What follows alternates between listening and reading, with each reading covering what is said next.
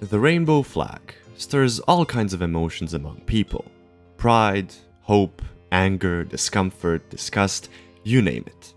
This may very well be one of the most divisive topics of the 21st century, with the progressive emancipation of the LGBTQ population in the USA and Western Europe, increased corporate and institutional promotion, exposure in film and media, and overall destigmatization of the phenomenon.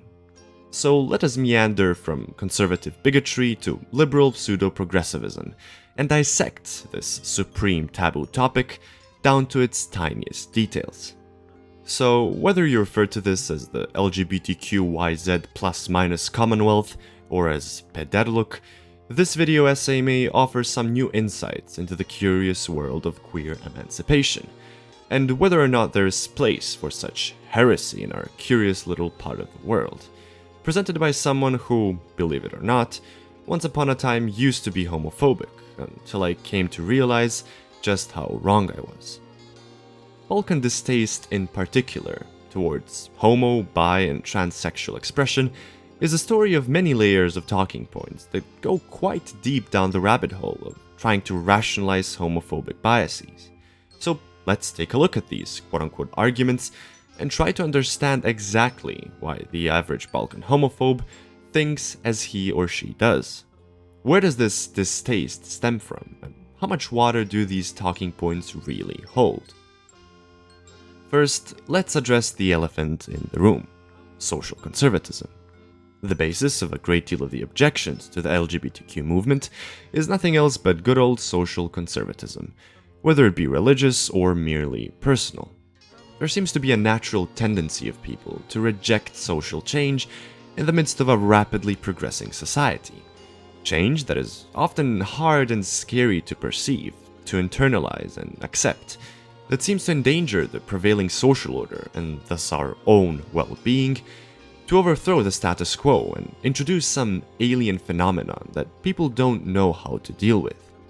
This new phenomenon of gay and trans people seems threatening to the values you have grown up with. It seems malicious and destructive to everything you perceive as natural and normal. To some people, it may seem as something intentionally planted by an external force to destroy everything valuable that's left in your religion and culture, the last bastion of stability in an unstoppable world. It may seem like something imposed upon your society by force, shoved down your throat without your consent, and drilled into the heads of your kids, who, God forbid, might start getting problematic ideas. As a Balkan conservative, if you're unfortunate enough to discover that your kid is attracted by the same sex, for many people this may be a reason to be ashamed, embarrassed, and maybe even disown the child, after you've tried your best to convince them that they've been brainwashed. This may not even be because it bothers you, but you can bet your ass that that kid will be sidelined, ridiculed, lynched, and put on a pedestal as that peder, and you seen as the irresponsible parent who allowed for such heresy. The most obvious basis for these claims is religious conservatism. God intended a man and a woman to procreate. Everything and anything beyond that line is heretical, abnormal, satanic, and sick. Well, let me ask you something, child of God. Why would your omnipotent and omnibenevolent God create a phenomenon that he deems as sinful in the first place? Why would any of the Lord's creations have the right to punish others because they're different? If God creates someone just to punish them for expressing their true self, if he will send them to hell for loving someone that makes you uncomfortable, then I reject believing in such a malicious being. God is supposed to love all of his children equally, isn't he? Why exactly should you, putting your willy somewhere else, even remotely bother an omnipotent entity that created the universe? Things are, fortunately for us, much simpler and require no theological convincing whatsoever.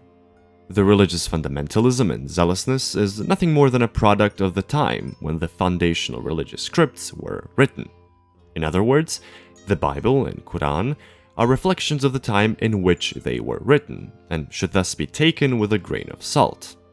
Homophobia, at shoulder height with misogyny, slavery, and witch hunting, were primitive phenomena that stem out of the material conditions of that time, some 2,000 years ago. Human understanding of the world, of material phenomena, of nature and science was at its earliest stages and has developed to unrecognizable levels ever since.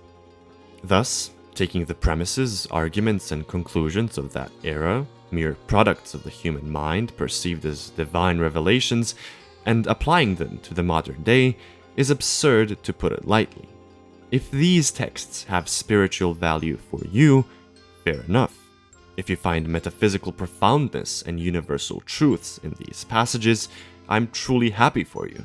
But if you take them word for word, extrapolate the inherent and unavoidable misogyny, homophobia, and bigotry of that time to justify your inhumane treatment of others, to intentionally marginalize, bully, shame, and harass human beings like yourself who merely have a different sexual preference, which is ultimately none of your business, then you are one deeply sad human being.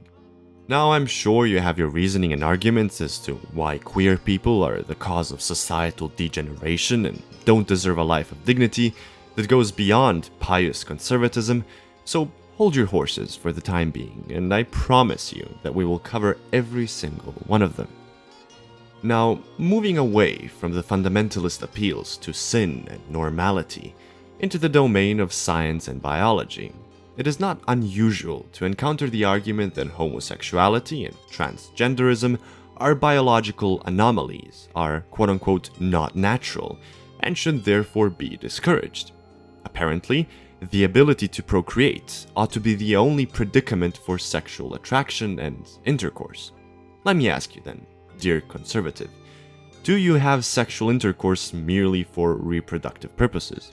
Or is there a deeper, more meaningful, or merely superficial element of pleasure independent of the wish to have children? If so, what exactly is the difference, and what gives you the right to stick your nose into other people's sexual preferences? Why exactly should anyone give a flying fuck about what happens in someone else's bedroom? Oh, because it will poison the minds of your children, you say. We'll get to that later. Nonetheless, it doesn't take a scientist to understand that if something is and has always been found in nature is, well, natural. Just because it's rare and doesn't fit the norms of the majority of cases does not make it unnatural or wrong. All across the natural world, among living and non-living things, there will always be creative anomalies and oddities. The animal kingdom itself is no stranger to homosexual behavior. Human societies, such as the ancient Greeks, are famous for their widespread homosexual freedom and emancipation. The fall from grace in pretty much every regard, from antiquity to medieval darkness, is well documented and understood.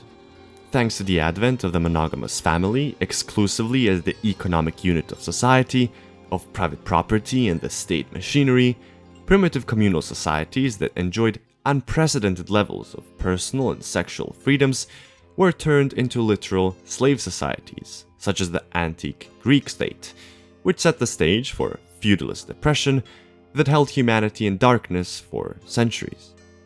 Now, before we move on to the oh-so-horrible feminization of men, to spooky rainbow imperialism and globalist Satanists, let's take a brief moment to appreciate the sheer hypocrisy of those who dismiss the queer movement as one of sinful sexual abnormality and promiscuity.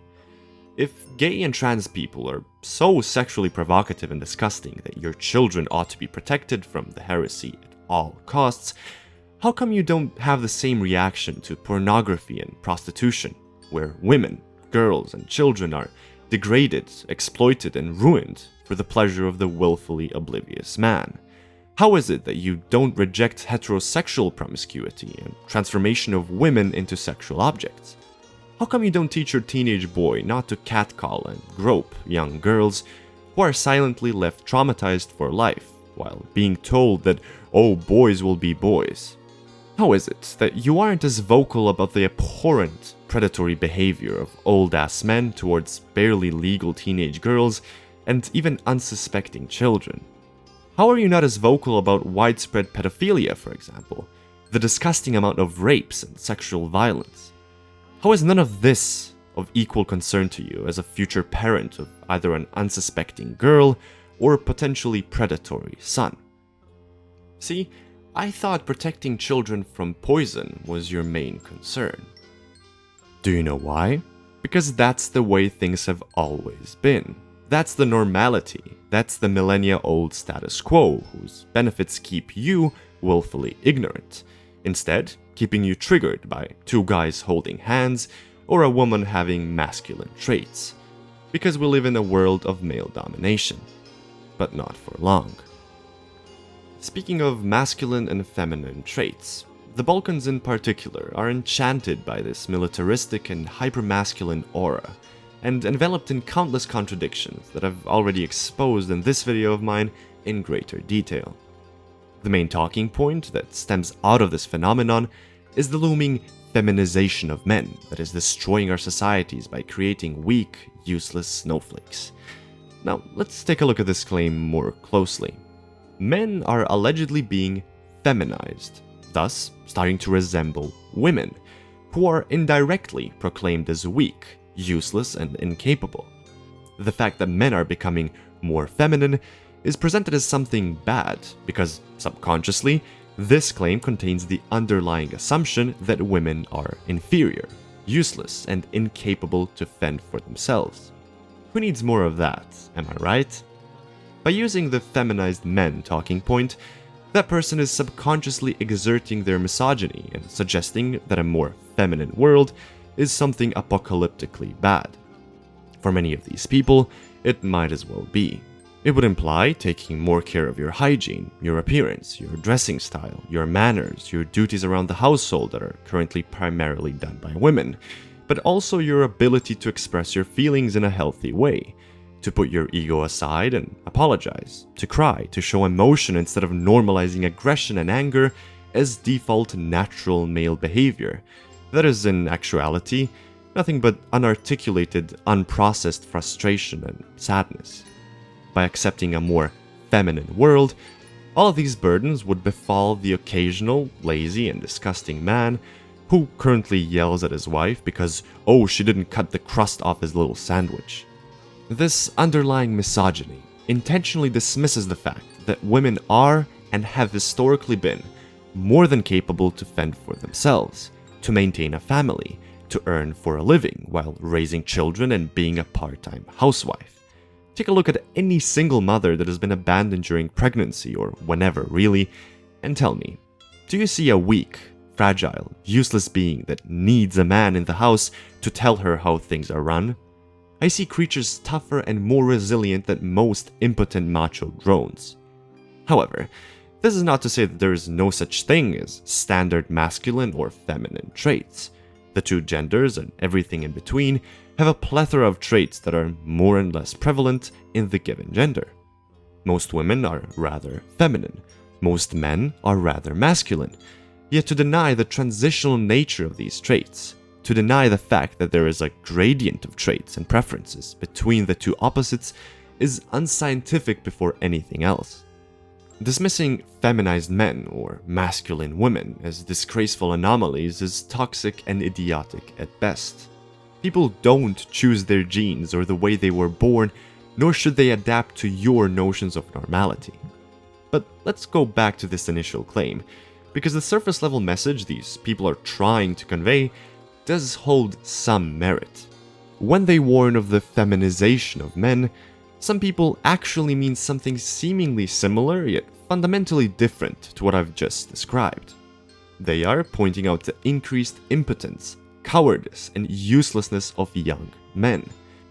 Here, they do seem to have a point, which nonetheless has nothing to do with feminism and homosexuality and is rather hypocritical.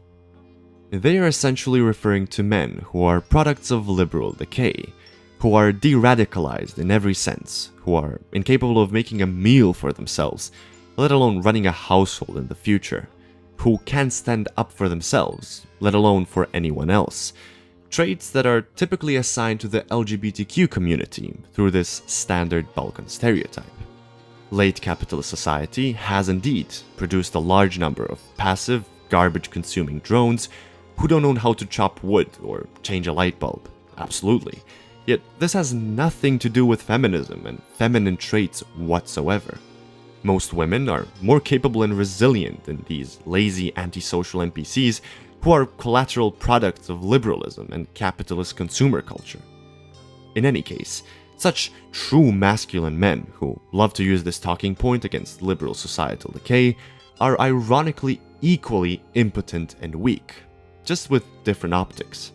Regardless of your testosterone levels, your bicep circumference, and the depth of your voice, you're most likely a precarious proletarian, living from paycheck to paycheck and passively amusing yourself with content of a different type while obediently licking the boot of your boss, your landlord, and the political elite. Jacking off to military service and having wet dreams about killing a person browner than you while waving your national flag does not make you more manly. It makes you a class traitor. It makes you complicit in the machinery whose boot you are forced to lick together with your family. Therefore, this is the fundamental and only difference between conservatives and liberals: aesthetics. They may present themselves with different labels, optics, and language, yet their fundamental characteristics are identical. They are impotent servants of the status quo, the yin and the yang of capitalist hegemony. So, to sum up, the supposed feminization of men perpetuated by LGBTQ emancipation is a talking point that stems either from disguised misogyny or deeply hypocritical confusion. Now, let's take a look at a very specific concern that right-wingers from the imperial periphery, better known as the Third World, often have. Most people are indeed aware of imperialism in some form, whether it be cultural, territorial, or economic, solely by the virtue of its hegemony being more than obvious in everyday life. Cultural imperialism and Americanization in particular are phenomena universally acknowledged by Balkan conservatives, liberals, and progressives alike. Conservatives love to use this looming specter as an excuse to promote nationalism, ethnic pride, and some form of cultural quasi-anti-imperialist struggle that is inherently reactionary.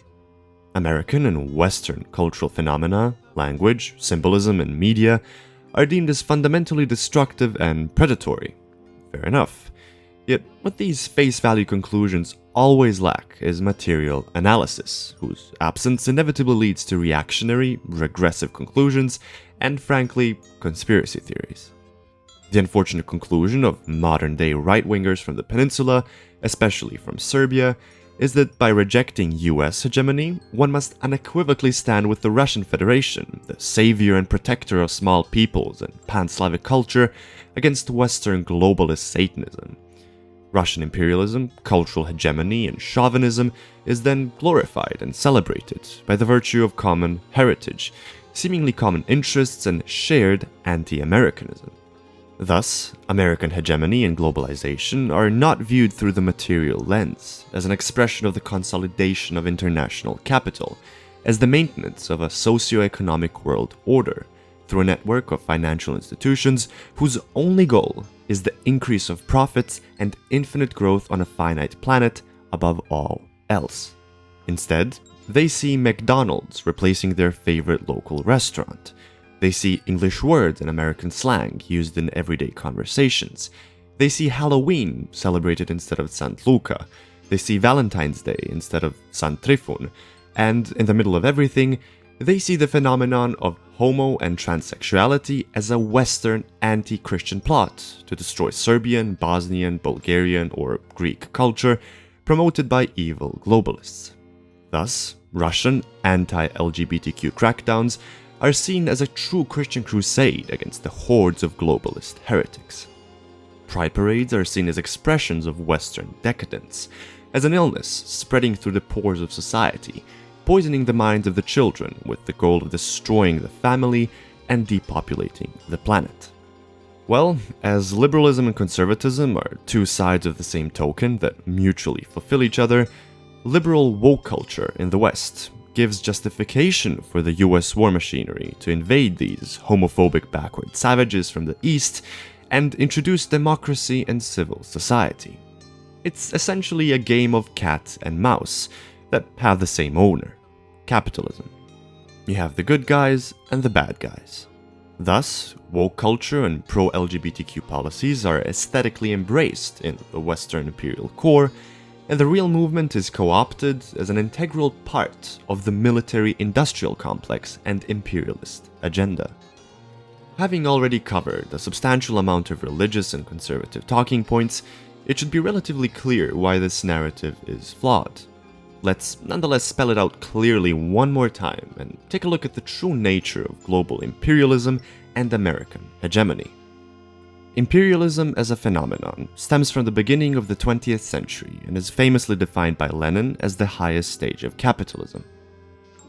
Through the monopolization of domestic markets, the merger of bank and industrial capital into financial capital, its exportation into new markets of the undeveloped world, the conquest and redivision of these territories among the great powers, imperialism had become the primary source of the First and Second World Wars, and has undergone several transmutations ever since.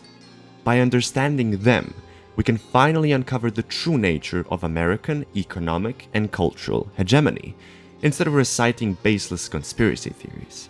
So, let us begin. The establishment of the Bretton Woods system in 1944 had introduced a plethora of global institutions, such as the International Monetary Fund, or IMF, and World Bank, combined with numerous non-government organizations and intelligence agencies, such as the CIA and NSA, whose main purpose was to establish and maintain US global hegemony, while advancing counter-revolutionary espionage and sabotage against the Eastern Bloc. This global monetary system was tied to the US dollar and was marked by countless coups, invasions, and regime changes against governments that dared to resist the almighty dollar. The collapse of the Bretton Woods system in 1973 introduced an era of rapid globalization and financialization of capitalism, where Wall Street and American financial companies such as Goldman Sachs and JP Morgan ran the show, with speculative gambling and predatory lending now defining the imperialist method. After the financial bubble burst in 2008, the profit-driven global system was once again transformed. What followed was the continued and accelerated centralization of power and money into the hands of a handful of Silicon Valley technocrats, with platforms such as Facebook, YouTube, Amazon, and tech giants like Google and Microsoft rising to prominence, now used as unavoidable gateways to American culture. The financial sector had ultimately decoupled from traditional industry and, fueled by central bank money, transformed capitalism into something unrecognizable. Yet for our purposes, this analysis should suffice. Right off the bat, we can see that American hegemony and imperialism has indeed been the most destructive geopolitical factor of the 20th century, perhaps up until 2008, where rising multipolarity dismissed the American role as apex predator. Nonetheless, dollar imperialism, NATO, various NGOs, the national security state, and the military-industrial complex have rightfully given the US the characterization as the global Grim Reaper, who didn't hesitate to visit the Balkan Peninsula either. Color revolutions across the Eastern Bloc have succeeded in destroying socialism, recolonizing the East, and introducing American cultural hegemony. And precisely this, is where reactionary talking points step into the game. According to them, LGBTQ emancipation is a part of this cultural hegemony. It is seen as the continuation of the previously outlined imperial strategy, as an extended arm of Western domination aimed at destroying the purity of Eastern Orthodoxy or whatever. And this is precisely where we need to take a deep breath and make a clear, sober distinction. It is true that most aspects of American culture are based on consumerism, decadence, and the well-known liberal wokeism. All of these aspects that Balkan conservatives and communists are equally allergic to stem from the same root, which is the underlying socio-economic system, the economic base, whose guardian and missionary is the United States of America. Thus, the export of American culture and media is inextricably tied to the export and maintenance of its socio-economic foundation, capitalism. This very discovery makes up for the drastic difference in understanding and reaction of Balkan conservatives and communists. This is the anchor point which helps us distinguish true anti-imperialist revolutionaries from reactionaries of all stripes who knowingly or unknowingly serve as pawns of the status quo, whether it be Christian fundamentalists, your everyday conspiracy theorists, or outright fascists. The former base their conclusions on material analysis and the dialectical understanding of the forces of societal progress, and their context within the flow of history. Thus, communists view the LGBTQ community and the queer emancipation movement as an extension of class struggle, as this community is nothing but an extension of the working class that endures additional oppression regarding their sexuality. Without queer liberation, there is no full liberation of the working class as a whole. The latter base their conclusions on mythological and metaphysical notions of normality, sin, degeneracy, and Satanism, products of unfounded and uninformed slander coming from people who are scared of change, scared of societal progress. They proclaim the destruction of family values, conspiracies of depopulating the planet, the poisoning of the mind, etc. Now, let me ask you a question. How exactly does two gay men being able to marry, adopt a child, or merely hold hands in public endanger your heterosexual marriage? They will be gay regardless of their legal status or societal approval. They will secretly meet up, whether or not it is approved by society. They won't brainwash children into being gay. Every gay person necessarily has two straight parents, often conservative ones. Most children adopted by gay couples end up straight anyway. Sexuality is not a choice. It is not an impulsive decision implanted into someone's mind to stop him from procreating or whatever. It's a thing you're born with. The only two choices are showing it freely or suppressing it while suffering your whole life. So it is up to you, straight man or woman, whether these people are allowed to live a life of dignity or not. To the claim that these people are sick and mentally ill, I ask you once again, how do you treat people that you deem sick? Do you shame them, persecute them, and lynch them for being as they are? If you're already brave enough to call it an illness, how are you not ready to treat your compatriots with dignity as you would treat someone with an actual mental illness? Moreover, what makes you think that two gay people cannot be good parents? I know way too many straight couples who either abuse their children or beat each other up in front of them, who regularly have affairs, etc. I've yet to hear a gay couple having done a horrible thing that comes even close to the inhumane brutality often found between men and women. Biologically, being able to have kids doesn't qualify you as a good parent. Not being able to have kids shouldn't disqualify you from ever becoming one. But let's come back to our political analysis for a second. We've seen the stance of progressive forces and the most reactionary ones. But what about so-called centrists and liberals? The liberal establishment emulates the agenda of their Western overlords and unconditionally adopts the language and aesthetic of American hegemony, not for the sake of genuine societal progress, but for the reinforcement of capitalism's survival mechanisms, of its shape-shifting tentacles that hijack and co-opt genuine progressive movements for the sake of ameliorating capitalism. They don't truly care about the sexual freedoms of the population. This genuine social progress, embodied by centuries of bloody struggle for liberation, ended up being hijacked by the forces of reaction, de-radicalized and stripped of its revolutionary fervor. Progressive projects such as Black Lives Matter, the feminist movement, and the LGBTQ movement become integrated into bourgeois culture and become synonymous with it, especially to outsiders from the imperial periphery. Thus, the average person from the Balkans, the Middle East, or Africa may see these exact movements as synonymous with social justice and political correctness, and understandably dismiss it without second thought. What some people fear is not queer emancipation, but the slimy bourgeois decadence that is associated with these projects, the obnoxious, loud, and idiotic behavior of the liberal bourgeois representatives of the LGBTQ movement and their allies in mainstream media. They aren't the saviors, they're the exploiters and profiteers of the movement. In the West, for example, The rainbow flag is slapped onto company logos every June, known as Pride Month. Entire brand identities are built around this aesthetic. Pride parades are orchestrated in an unnecessarily obnoxious, cringeworthy, and over-the-top manner.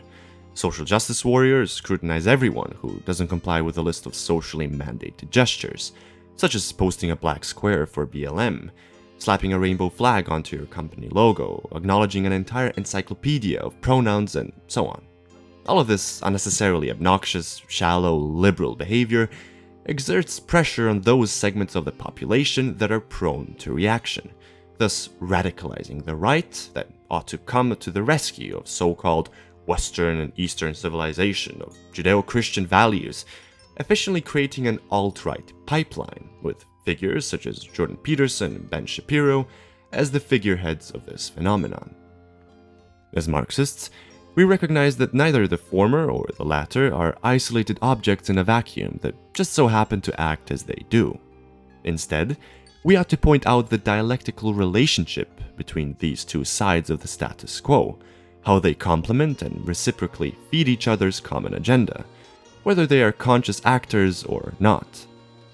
The liberals serve as the catalyst of pseudo-progressive action, and are portrayed as the leftists who own all the media outlets, reign supreme in universities, and are in fact the shadow deep state that stands behind the Satanist globalist agenda.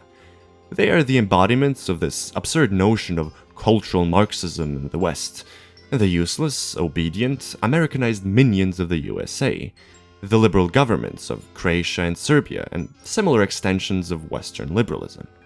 In short, they are the true establishment. The reactionaries, the proper right-wingers, conservatives, and fascists, are then there to provide an alternative to this obvious madness. They are there to lend a hand to the scared and confused among us, who are rightfully repulsed by the bourgeois idiocy that is injected into all progressive movements. They are the ones to provide hope, stability, lost traditions, and values that have suffocated in the sea of Western hegemony. They plant the seeds of nationalism, isolationism, and conservatism. They are the Dodiks, Orbans, Lukashenkos, and Putins of the world that sell the narrative of anti-imperialism, anti-globalism, and sovereignism. Such is the dialectic of polarization, of the synthetic narrative that continues the cultural war indefinitely. Yet, these points of contention are exactly that, merely cultural. The underlying economic foundation remains intact, which is exactly the goal. This economic base spawns both camps as the mascots of the bourgeois establishment, as the main protagonists that stand on the same stage, paid and owned by the same sponsors, perfectly reflected in the comical two-party system of the United States. They preach, they slander, and accuse, the demagogues of this unholy alliance, all the while signing deals and shaking hands behind closed doors, taking a piss over the naive masses that swallowed their lies. So, with a thorough understanding of the dialectical relationship between the mascots of the capitalist establishment, the path becomes clear towards making a sensible evaluation of the reality and prospects of queer liberation. The LGBTQ community is a segment of the working class, one that is additionally put under scrutiny for its identity. The liberation of the working class from the shackles of capitalism is only possible with the liberation of all members of the working class, including people of color, women, and sexual minorities. We mustn't allow the authentic struggle for emancipation to be co-opted, appropriated, and rebranded as an element of bourgeois hegemony and imperialism, as a cultural instrument used to provoke and encourage the reaction. Thus, LGBTQ liberation, together with feminism and anti-imperialism, are possible exclusively within the framework of a proletarian revolution, one that will overthrow the ruling oligarchy, that will erase the very economic foundations that gave rise to this oppression, that will provide a life of dignity to all the world's citizens. Everything else is nothing but distraction and spectacle.